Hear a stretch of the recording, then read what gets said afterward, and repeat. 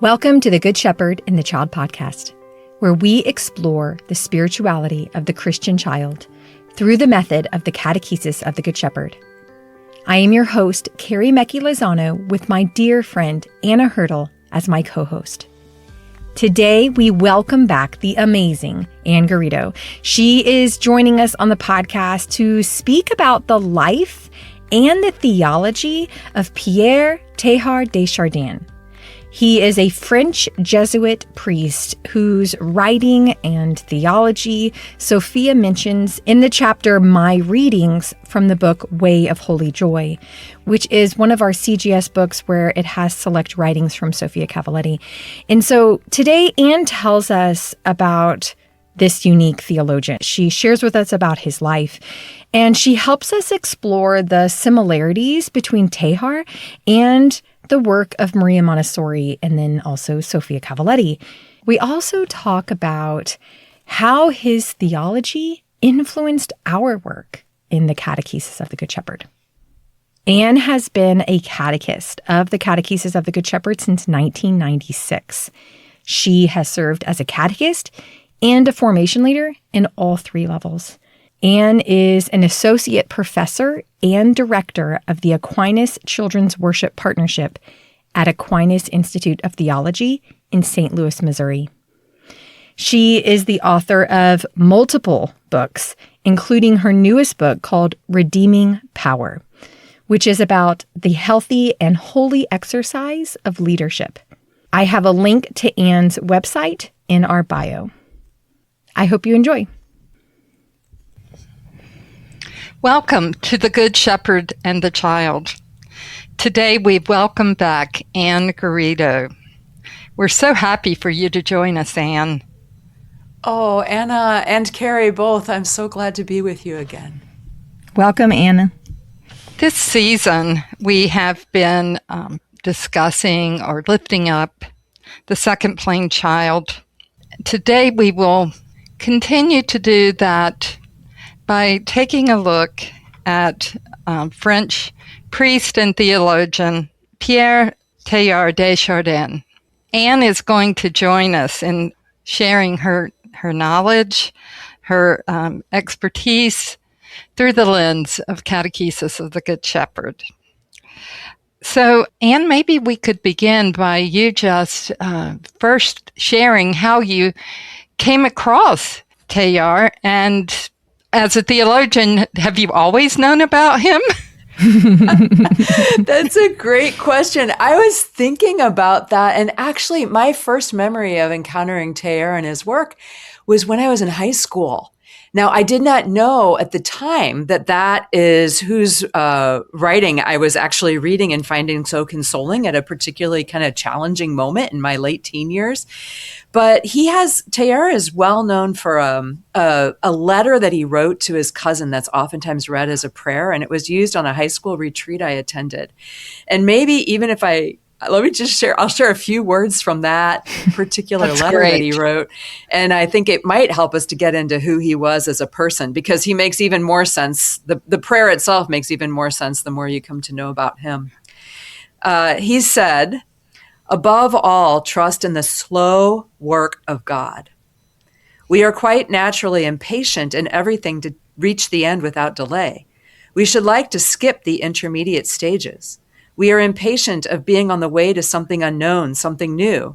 And yet, it's the law of all progress that it's made by passing through some stages of instability, and that it may take a very long time. And so I think it is with you.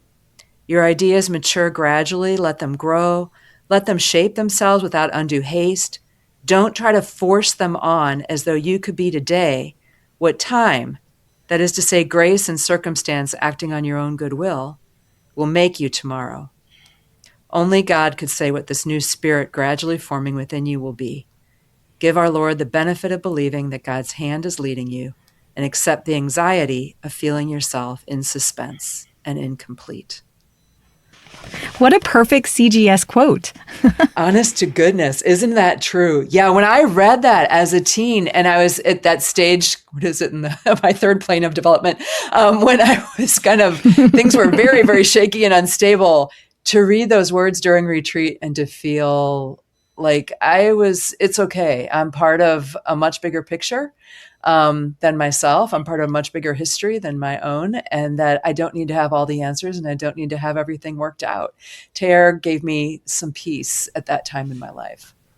I think it's amazing that you came across him as a teenager. Yes. Most of us are like, in our 30s, 40s, deeper in our life. And here's Anne Garrido, teenage her, going, wow, Chardin. Well, and the great gift for me was that when I did finally begin studies in theology in my 20s and 30s, as you're mentioning, I had the privilege of serving as the research assistant for a Teilhardian scholar whose name was Father Don Gergen, a Dominican. Wow. And so that gave me a chance during my study years to get more involved in his work. Though I will say, and warn anybody in advance of what we're talking about today, Teilhard's writing's tough. I mean, it's not the easiest stuff to understand. But once we get to know a little bit about who he was as a person and then kind of what his big themes or thoughts were, he becomes way more accessible. And I think our conversation today can help with that. Well, why don't you just introduce us to him? How would you like to begin? What should we know? Well, Teilhard himself was the fourth of 11 children who was born to a family in the center of France, an area that's quite volcanic, I understand. I've not been there myself. And I think often in the CGS world, we think of stories that emerge in childhood as stories that oftentimes tell a little bit of sign for the future of who that person will be. We think of that with Jesus and the finding in the temple, but we could also find that in the story of Teilhard. Some of the earliest stories we know of him is that one time when he had his hair cut, some of his hair got thrown into the fireplace and it went up into flame. And he says, even as a little child, all of a sudden it was his waking up to what in CGS we might call the mystery of life and death, like that I'm not immortal. Like like my body is not a forever body. And then a little bit later in life, there's also the story, he began to get really fascinated then with rocks, and he began to collect rocks because rocks seem solid. They're going to last forever and ever and ever, right? Mm-hmm. And he had an iron rock that he just loved in his treasure box. And then one day it began to rust. And he began to realize that not even the mineral world was permanent and forever. And that drew him from early childhood to begin to ask the really big questions of life, is what is beyond this world? So Teilhard himself went to a boarding school with the Jesuits. And after he finished what we would call high school, he decided to join the Jesuit order. Jesuits, as you know, do a tremendous amount of study. They have the freedom to study in lots of different areas, and then theology always being one of the core. So Teilhard did study theology at varying points in his life. He also spent a lot of time studying. He was fascinated by rocks and by geology, and this led him into the study of paleontology and kind of like ancient church history. He was fascinated with what was coming out in his time about Charles Darwin and the idea of the earth maybe having been created evolutively, which is different than how he would have grown up. And so he got fixated at the intersection of science and theology. And how do we take these two different stories of our earth and its history and put them next to each other and not see them as threatening to one another? Like that you would have to, if you believe in science, you'd have to toss out your faith. Or if you believe in faith, you'd have to toss out your science. How do we instead recognize that these actually strengthen one another, and that the study of theology would make us better scientists, and that the study of science makes us better theologians? Right. So he was one of the first people to really marry these two different disciplines and live at their intersection. Wow. I didn't realize that marrying of those two disciplines, that would have been what, in the early 1900s? That's kind of crazy that it took us that long to get to a peace between those two disciplines that are truly not in conflict to each other, right? That's amazing. He sounds like a really deep thinker. I think he was. In fact, I would actually say that even I think he was a good scientist, I think he was a good theologian, but really what he was a mystic. He was somebody who prayed deeply. And there were a number of episodes in his life also that were just periods of deep retreat and contemplation for him as well. He served as a stretcher bearer in World War I. exposed to tremendous danger out on the battlefields. But then also he names it as one of the most profound spiritual moments in his life. He ended up afterwards going and doing paleontological, early archaeological research out in China and Mongolia, spent over 20 years out there in the desert. Again, a space of deep silence where he had lots of time for prayer. So his writing, when you begin to read his writing, you recognize this is not so much that I'm reading a science or that I'm reading theology, but I'm reading somebody who lived a deep life of prayer and was trying to discern where God was leading us in history at this moment in time. And this sounds so familiar, doesn't it? It sure does. Yeah, it sure does. Where have we heard this before? Teilhard was known in China as, I'm not going to be able to do it accurately in Chinese, but the translation would be the smiling scientist. He was known as someone of joy and someone of contemplation. So you can see that there was a tremendous parallel between him and the child, for sure. Maybe we could begin by comparing his thoughts with that of Dr. Maria Montessori's when it comes to cosmic education. What parallels have you discovered in kind of laying these two philosophies or theologies beside of each other, Anne? Anna, that's a great question, because I do think it's important not to see Teilhard as an isolated figure or kind of like some sort of genius phenomenon, that he just like we always say in our study of Abraham was a man of his time and yet a man set apart from his time. And Teilhard also, just like Maria Montessori, they were people of a time period in which they lived inside of, you could almost say like a cultural milieu in which certain ideas were breeding. And Right. In fact, one of the most famous books that Teilhard writes is a book that's called The Divine Milieu. And for him, this is the story of the earth, which is very similar to what Montessori, remember what she wanted to do with children was to create these vast timelines. She's like, what children are looking for is this big meta narrative that would help them put together all these different aspects of life into one great storyline. And in some way, we could say Teilhard was about something very similar. Teilhard, one of the challenges with reading Teilhard is that Teilhard oftentimes he creates a lot of what we could call neologisms. Like he didn't have a word for what he was envisioning, and so he would make up a word. Right. And that's one of the things that makes Teilhard tough. So his vision, and you can tell me how you think as a profound Montessorian, if I'm lining this up correctly, but from Teilhard's point of view, he would say that first what came to be in creation was, he goes, what God was about was cosmogenesis. The genesis, the beginning of the cosmos. And out of the cosmogenesis, God, it's not that God stopped creating, but God continued to create through the biogenesis. Now the cosmos is ready for life. First, we might say plant world, animal world. And then out of the biogenesis, now history, time is ready for anthropogenesis, human beings first appearing on the scene. And so this almost sounds like a work we have in the atrium, doesn't it? Right, And just a very completely different nomenclature, but very Yes. similar ideas. Yes. Yes. So in many ways, when Sofia writes about Teilhard, it's almost as though she seems to be linking him with these timelines that Maria Montessori, she would have borrowed from Maria Montessori. Maybe Maria Montessori is reading Teilhard. I don't know at the same time. Maybe he's reading Montessori. But for us, the whole notion of telling the history of the cosmos, the history of what God has been doing in time, in history, definitely comes from Teilhard.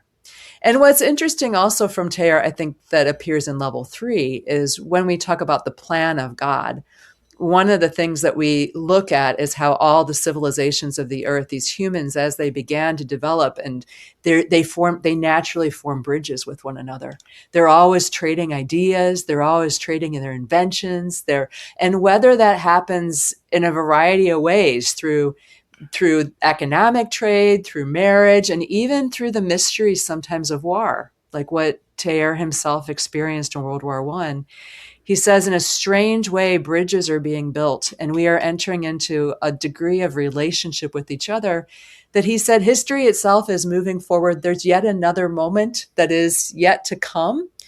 Ultimately, he called it often the pleroma, or he might call it what we call the parousia, using the Greek term from Paul in the Bible. But he would say what we're in the process of right now is, he called a noosphere.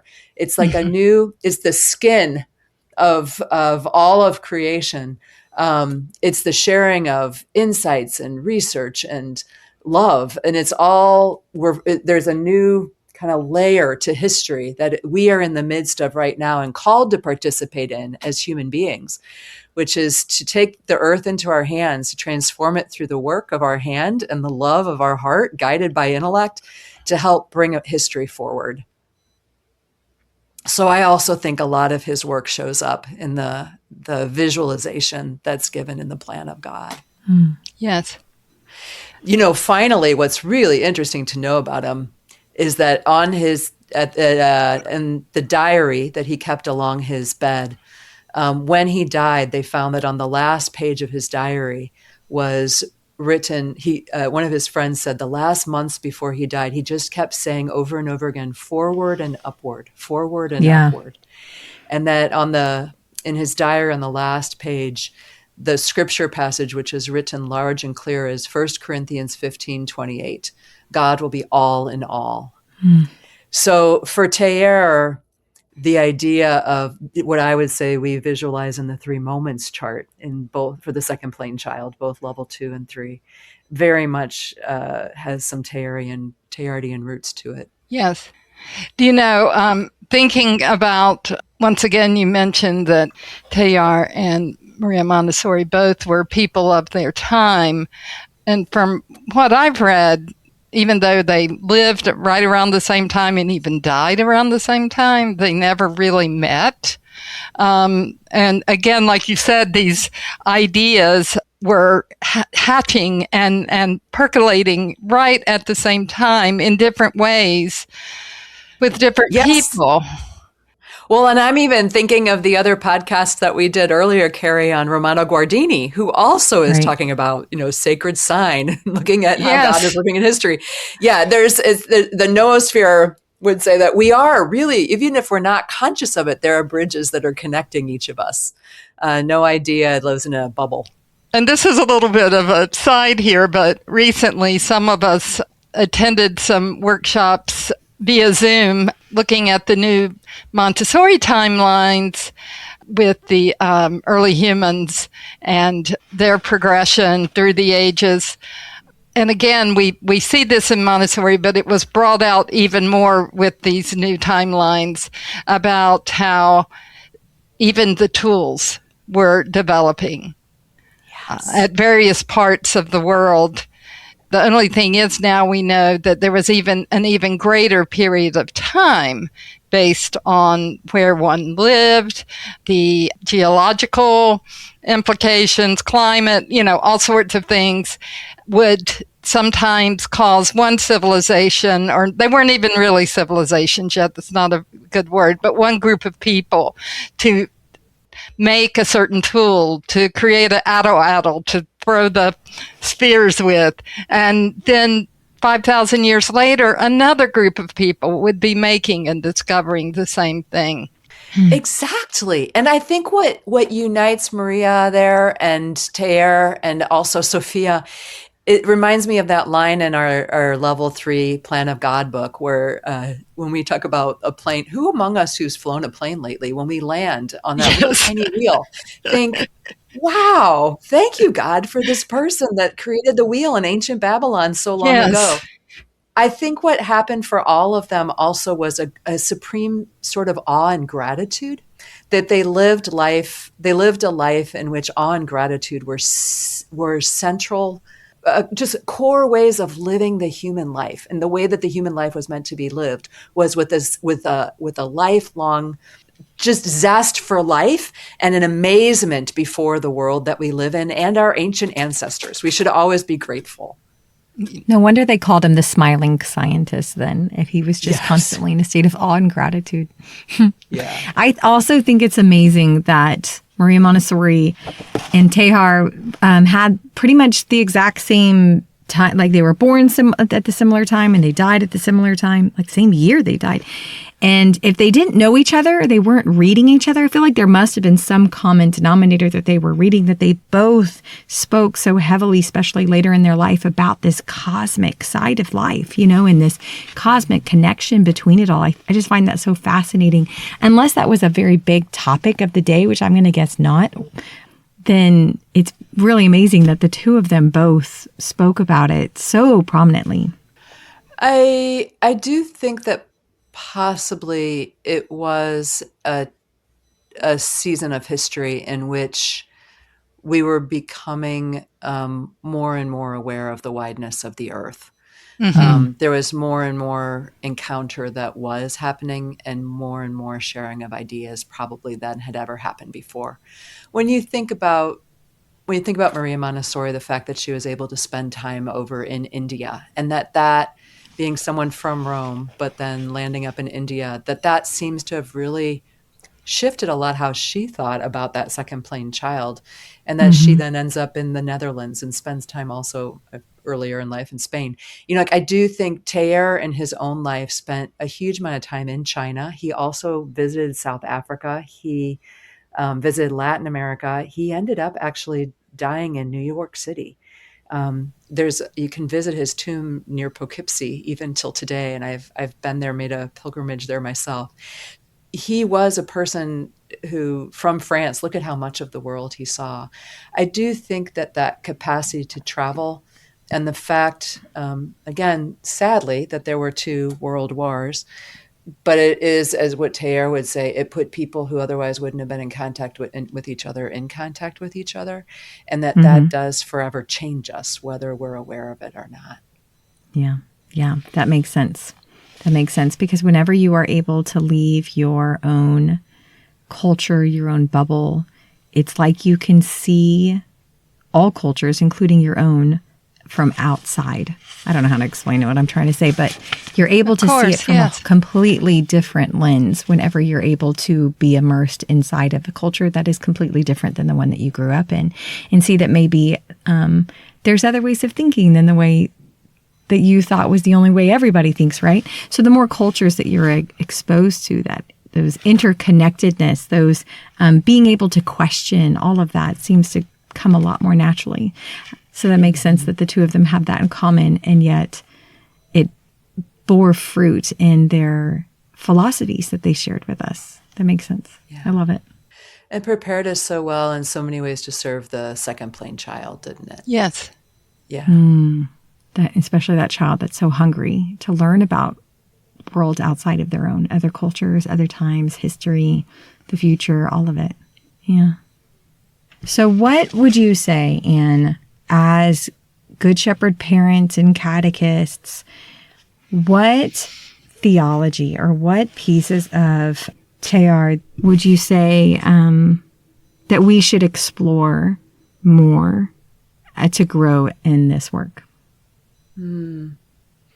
I do think Teilhard's vision of history that we've been discussing is something that's worth us continuing to learn more about, because it wasn't so much that he was giving us data about history.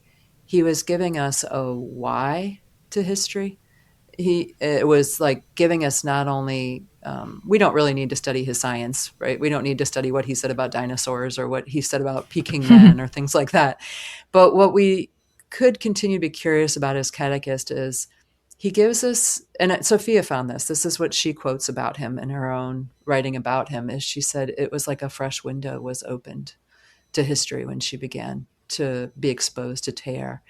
And I think at a time in the world where there is an ever more becoming more loud a voice that says, I guess you'd call philosophically pure materialism, like there's no purpose to history. Material exists, but there's nothing there's nothing beyond the material world. For Teilhard, that everything was animated by spirit. And so that God is alive in history, that history is not just a circle that's going around and around and around. It's actually going somewhere. It has a purpose, and that you get to be part of that, and your life matters. That, I think, is something that is very important in the modern world, and especially important in our CGS world. I think it's one of the main gifts that CGS offers to children and their families now, is a positive view of history, and that each child who walks through our atria leaves that space with a sense, my life matters, and I have a vocation, I have a call, I have something I have to do in this world. I think that's a great gift that Teilhard and CGS continue to share with each other. Right. I also think that Teilhard has something really significant for us to share with us in the CGS world in our worship. I mentioned earlier that one of the fruits of Teilhard's experience of the world and living in the world was an experience of awe and wonder. And we know that in faith tradition, what awe and wonder leads us to is worship. We want to say thank you to the God. Once we've woken up to all that we've received and what we're a part of, we want to say thank you to the one who has prepared this for us. And that's what we would call worship. And there are a couple of presentations in the CGS world that seem to show a real direct relationship to Teilhard's writing about worship. He has a beautiful, again, dense, but beautiful, almost lyrical poem, lengthy lyrical poem called Mass on the World, where he's talking about how basically when we hold the host of the Eucharist in our hands, we could ask ourselves, where has this come from? Right? That the whole world has been involved in this. And it almost seems as though it's the inspiration beneath the story of a bread that we talk about in the level 3 atrium, that before we could hold this host in our hands and our moment in time, first it had to be a seed. First there had to be soil for it to be planted under. And then there had to be like this mineral world, right? Because it's going to draw its nutrients from the earth. And then there had to be this biosphere. We never say that, but there had to be life. And then the seed life explodes into, and then it has to be able to grow above, and it needs the sun and it needs the rain, and then it needs the human hand comes into the scene.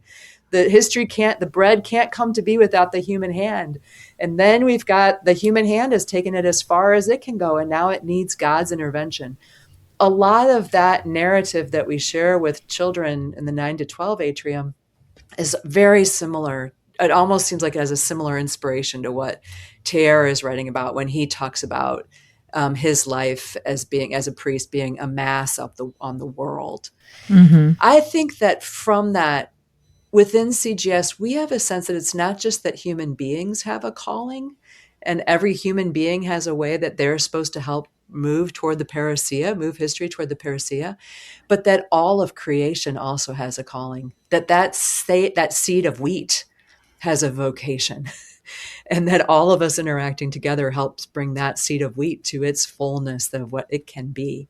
In level 3, there's another presentation that we often give, the blessing of the Holy Chrism, which sometimes I've taken to calling a story of an olive, right? Because the olive also has a vocation to become this oil that can be used as a blessing. We could tell the story of a grape, that there are so many, all of creation also is in this same process, moving forward, becoming toward the fullness of life that God has always dreamed for it. And we as human beings have a role to play in all of creation, helping to realize itself fully.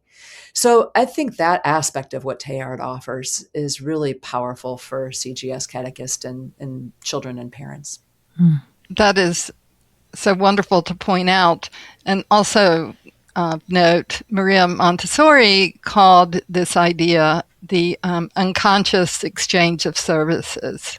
That even in death, yes, life is serving other life. That is so beautiful, Anna. I did not know that, but Teilhard has something very similar that he talks about, because when he talks about what did the bread and the wine that we bring to the altar table represent, before we ever do the epiclesis, before we call down God's Spirit, he says the bread represents all of our activities, everything we've done to build up the kingdom of God, basically, in our day. And the wine represents all of our diminishments, all of our failures, all the things that we lost, all the things in which we felt like, well, that was a waste of time.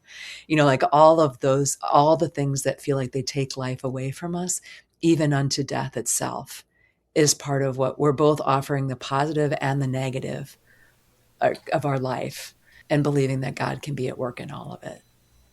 It's beautiful. It is beautiful. It takes the cosmic function of the liturgy to a whole nother level.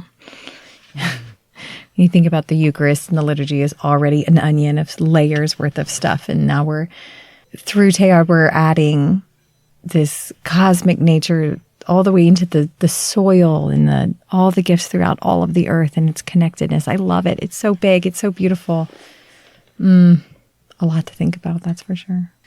There is one more presentation, which maybe I'll share, which I think Teilhard, well, I wouldn't even say Teilhard is the one that gave the insight to the CGS world, but it is very present in his writing, and it's very present already in the life of the child, which is in the Mass, the gesture of the mingling of the water and the wine in the preparation of the chalice.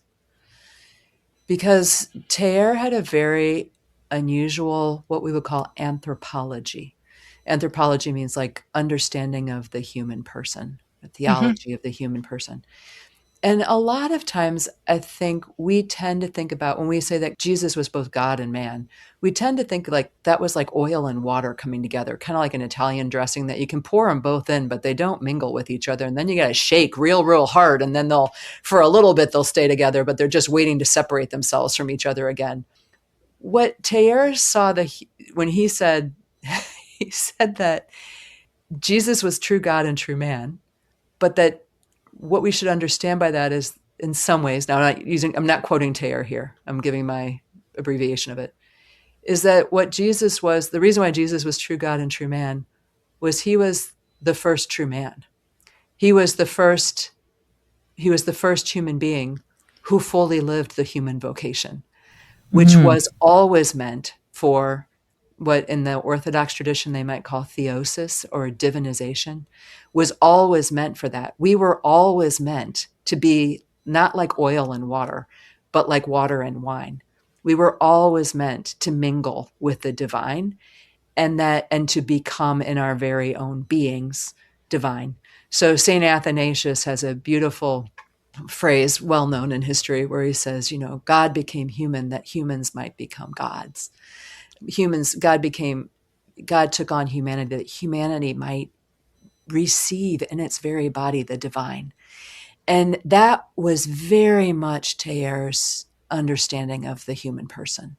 He had a very, what we could say, high anthropology in that regard, that as humans, we were always meant for the divine. We were always meant to be truly divine and truly human in our own person. So he was the one who he didn't use the language that Sofia uses of progressive incarnation. At least I haven't found it in his writings, and that's not to say that it couldn't be found. But Right. I think when Sofia talks about progressive incarnation, that was language that she found to use around something that Teilhard does write about a great deal in his writing, which is, what does it mean to be really, truly human?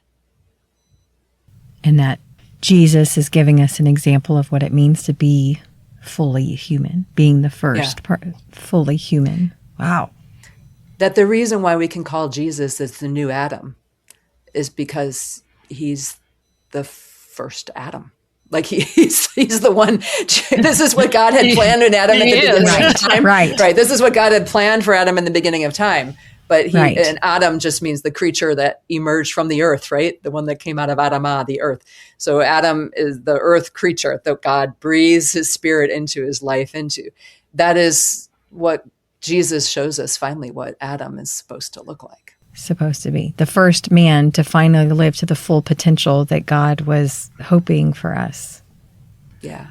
And that's what Teilhard, his final book that he wrote, was a book called The Human Phenomenon, in which he talks more and more about that.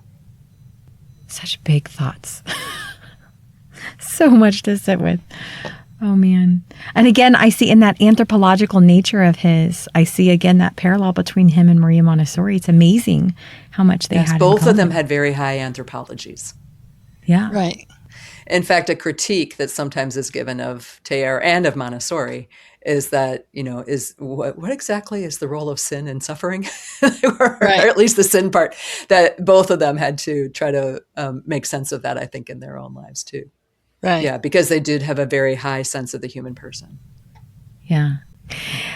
It's interesting because, even though they were both religious and scientists, Maria and Teilhard, that I at least what I'm hearing and I'm seeing right now is back to what we were talking about at the beginning of this, that religion and science do go hand in hand. Like true science does not conflict with true religion, and true religion does not conflict with true science.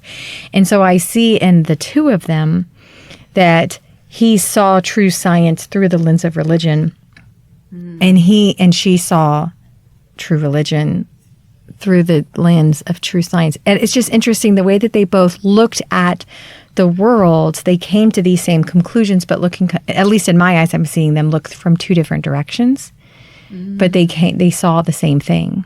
It also created barriers for them, though. Yes. Boy, yeah. Yeah, that definitely is true. Mm-hmm. Yeah.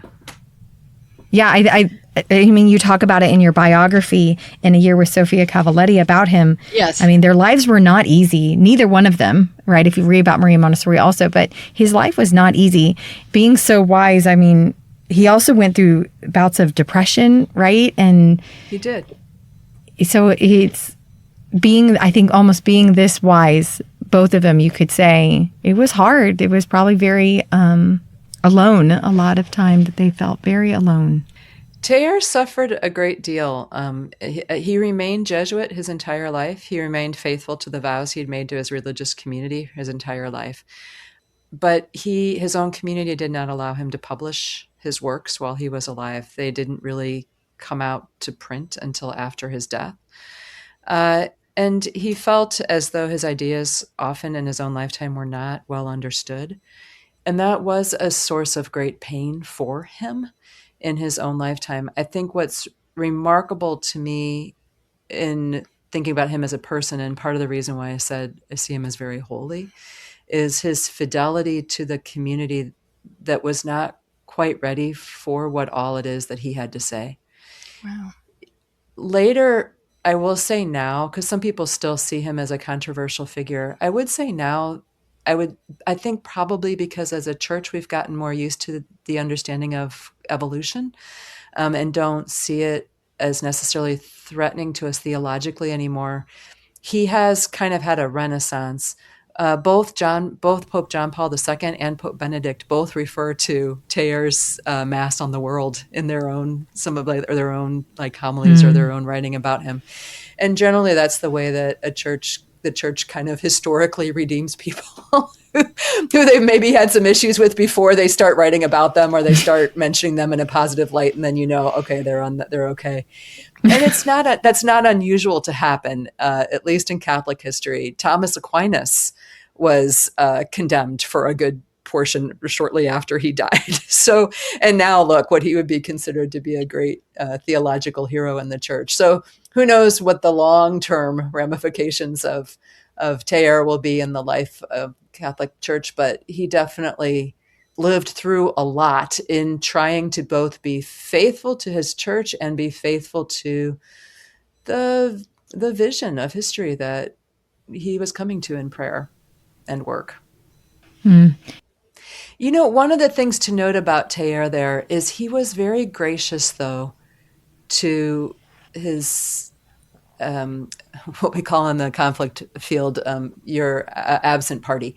He was very gracious toward those who stood against him, even within his own community. And he assumed their best intent, and he assumed that the reason why this was going on was not maliciousness on their part so much as I think he understood they didn't quite have the vision yet that he had. And that has historical background beyond the Catholic church, that goes back into the life of the prophets too, right? Right. Like we know when we share with the level 3 children, especially the struggles of the prophets, we know when a person has a lot of struggles in their life, it could either be because they need to get back on the bus, or it could mean that they're out visionary ahead of the rest. And it can take a whole lifetime to figure out which one that is. So I think Teilhard understood that that sometimes meeting opposition is not necessarily, sometimes it will strengthen you. He saw his authorities as making him become clearer in his articulation, like create a better argument to find the words that he was looking for. He saw them as also strengthening his own backbone and clarifying for himself what it is that he had to grow to learn to stand up to. So sometimes meeting opposition, and a lot of Teilhard's writing was about how to live with suffering and how to make sense of what the hard parts are of life too. That is part of the story of evolution, is that meeting opposition along the way and not treating it as enemy. Right. He definitely did not shy away from hard topics. He did not. Anna, you were sharing with me about your bishop also referenced him, right? Yes. Back when Prince Harry and Meghan Markle got married at the royal wedding, it's been several years ago now, our presiding bishop, Bishop Michael Curry, gave the homily, and he likened Teilhard's definition of of discovery of fire with the discovery of love, and that love is the greatest discovery. I love that. Is probably his most well-known quote, besides the prayer that I read at the very beginning on trust. His quote is that after we finally have figured out through our tools, right, how to harness the energies of the earth, how to harness the energy of the sun and harness the energy of the water, what humans will do is finally figure out. And this is what he was referring to at the noosphere there. We will finally figure out how to harness the energy of love. And then for the second time in evolution, we will have known what fire is. I love that. Yeah. Well, do you have a favorite quote, Anne? Or was the quote you shared with us at the beginning? Or do you have another one that's a top favorite? Oh, wow. That's hard. It's kind of like asking who's your favorite child. Well, you only have one. So. I know. I was going to say that's a cheating question. We're making it easy on you. That's true. I think at this stage in life, I think probably most of those who are listening know that I myself right now am facing a struggle with cancer in my own life. And I cannot tell you how, again, just like when I was a teenager, turning back to that prayer of trust from those years has meant so much to me. To know that things, whether or not I feel like they're happening in the right timing or not, like there's another pair. I have a very strong conviction. I'm a pawn on a big a chessboard, way bigger than myself. Right. And that sense of being small in the midst of a much larger plan, and trusting that I am in the hands that are running that plan, that just like back then, it's like those words are coming back to me again now. And I am resonating with them anew in a whole different way now that I'm 56 rather than 16. In fact, maybe, I don't know, maybe we want to close and I could read those words again. Oh, I think that's a great idea. That would be lovely. And I think we should put them in the show notes because, I don't know, at least for me, when I'm able to read them with my own eyes, it just enters my brain in a different way. So we'll put them we'll put those words in our show notes for you as well. Too. Yeah. Okay. But yes, please. So before we get to our closing, Anne, can you give us just a little bit of a teaser as to what is coming? Oh, okay. Thank you for reminding me. Part of the reason why Teilhard is also very fresh on my mind is because I've been working on a course, particularly on Teilhard, and it's part of a much larger grant project that we're doing at Aquinas Institute of Theology, where I'm on the faculty, of what we're calling CGS Heritage. So giving the opportunity for catechists, and also I would say parents of children who are in the atria, formation leaders, the opportunity to dig in a little bit to the history of our movement and whose voices, what was the underpinnings that were shaping the foundations of our work, shaping the thought of Sofia and Jana. And so digging into a little bit that mystery of history that gave birth to us at the particular time that we came into being as an organization, as an association, as a movement. So we're calling it CGS Heritage. It's going to be a menu of about 25 different mini courses that people can take, each one on a different person that we know from Sofia's writing was one of the influencers that in her own life. We know this, for example, about Teilhard de Chardin. She names him in her My Reading. She says, like we said earlier, he opened a fresh window into history for me. We're also going to be doing people like Maria Montessori. We're going to be doing Gianna Govi. We're going to be looking at Romano Guardini, who I know has been covered in another podcast earlier. We're going to be looking at Eugenio Zoli, who Carrie and I had the chance to get to talk about earlier with one another.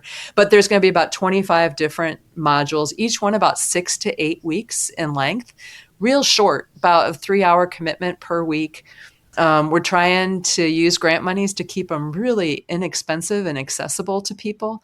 So this is going to be our CGS Heritage program at Aquinas is going to be launching in January 2027, but registrations will begin accepting in August of 2026. And already, if you visit our website, which is just ai.edu, again, a very covetable website at the present moment, ai.edu. Well, our present joke is if we should somehow hit bankruptcy, we're going to sell our website domain because that alone should be able to do it.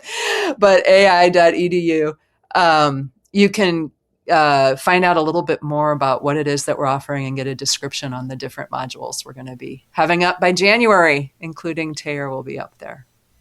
That is super exciting. I was blessed to be a part of the old Heritage course, like over 10 years ago, over 10 years ago. And I still have so many takeaways from that. So I'm excited that it's now being revamped and will be even greater. So thank you for that gift. Oh, I hope I get to meet you in there again. Carrie. Yeah. I would love to. Yeah, so we'll put a link in the show notes for people to learn more about that as well. And I'm sure that through social media and other places, they'll be able to be reminded. And artificial intelligence. Time to apply. Yes. Of course. AI.edu. Yeah, you'll be able to track us down. Thank you so much for today. Thank you, Anne. Appreciate you sharing your wisdom with us. But yes, please close with the beautiful words of Teilhard for us.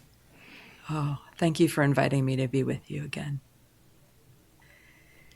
Above all, trust in the slow work of God. We are quite naturally impatient in everything to reach the end without delay. We should like to skip the intermediate stages. We are impatient of being on the way to something unknown, something new.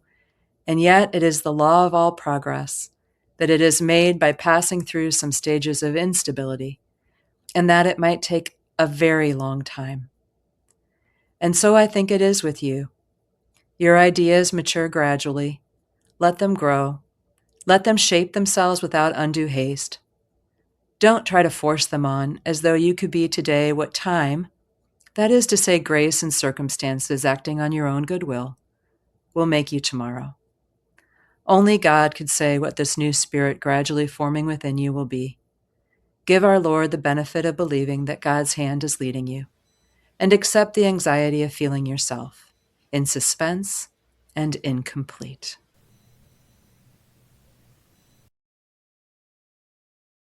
Thank you all for listening to this week's episode of the Good Shepherd in the Child podcast. I have a lot of resources in our show notes, so I want to point some of those out to you. Like we promised, the quote that Anne shared at the beginning and the end of our conversation from Teilhard is in the show notes. So you can read it there. It is a beautiful quote. She also has it, Anne also has it in her book, A Year with Sofia Cavalletti. I believe it's day 30 or day 20. I can't remember off the top of my head right now, in the section that's on Teilhard. So that quote is also there as well. I went ahead and included the quote that she talks about from St. Athanasius, where he says, "The Son of God became man so that man might become God," which is from his writing on the Incarnation. Anne promised us some links, so I put those in our show notes. If you want to learn more about the upcoming CGS Heritage course, there's a link in our show notes for that. She gave us a biography if you want to read more about Teilhard, as well as the link to the website on the Aquinas Children's Worship Partnership. Those links are there in our show notes. If you are interested in listening to past podcasts where we explored some of the other CGS Heritage, CGS influencers, we've had quite a few. So we've talked about Mangilo and Adela Costagnocchi and Gianna Gobi and Romana Gardini and a few others. So I put links in our show notes if you want to explore those episodes that are talking about that CGS heritage. Go check out those links there. I also put episodes that we've had Anne Garrido on if you just love listening to her, because who doesn't?